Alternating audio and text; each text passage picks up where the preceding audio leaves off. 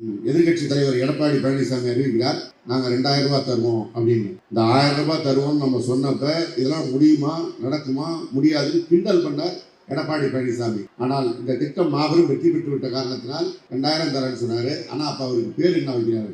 குலமகள் உதவித்தொகை அப்படின்னா அப்பயும் அவங்க புத்தி வந்து உதவித்தொகையாக தான் போகுது. சமீபத்தில் 2 நாளைக்கு முன்னாடி ஒன்று அறிவிச்சார், 10,000 தருவேன்னாரு. அதுக்கு பேர் சொன்னார் கருணை தொகைன்னாரு. இவர் யார் நமக்கு கருணை காட்டார்? அப்புறம் சாயந்தரம் திருந்திக்கிட்டார், தன்னையே திருந்திக்கிட்டார். அது 10,000 கருணை தொகை இல்லை, உதவித்தொகைங்கிறார். ஒரு திட்டத்துக்கு பேர் வைக்கும்போது கூட அவர்கள் யாருக்கு போய் சேர்கிறதோ அவருடைய சுயமரியாதைக்கு இழுக்கு வராமல் திட்டத்துக்கு பெயர் வைக்க வேண்டும் என்று திட்டமிட்டு வைக்கிறவர் தான் நம்முடைய முதலமைச்சர் தளபதி அவர்கள். இந்த திட்டத்தை ஒரு கூட்டமே நிறுத்த பார்த்தது. இப்போ தேர்தலில் காரணம் காட்டி கோர்ட்டில் கேஸை போட்டு 2 மாதம் உதவித்தொகை வராமல் நிறுத்திட்டா உடனே பெண்கள் மறந்துடுவாங்களாம்.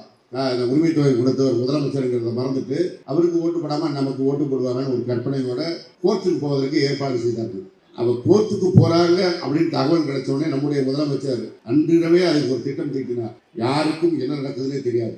காலையில நம்முடைய அன்பு சகோதரியுடைய பேங்க் அக்கௌண்ட்ல 5000 கிரெடிட் ஆகும்போது தான் தெரியும் நம்ம முதலமைச்சர் எவ்வளவு விரைவானவர், எவ்வளவு அதிரடியானவர்னு அப்பதான் அந்த எதிர்கட்சி கூட்டத்துக்கு தெரிஞ்சது. நீ 2 மாசத்துக்கு தானே நிறுத்துவேன்னு சொன்னேன், இந்த மாசத்துக்கான சேர்த்து 3 மாசமா போடுறேன், அதுவும் கோடைக்கால சிறப்பு தொகுப்பான்னு சொல்லி இன்னும் 2000 போட்டு 5000 மகளிர் என்னுடைய சகோதரிகள் கணக்கில் நான் வரவு வைக்கிறேன் என்று வரவு வைத்தவர் தான் நம்முடைய முதலமைச்சர்.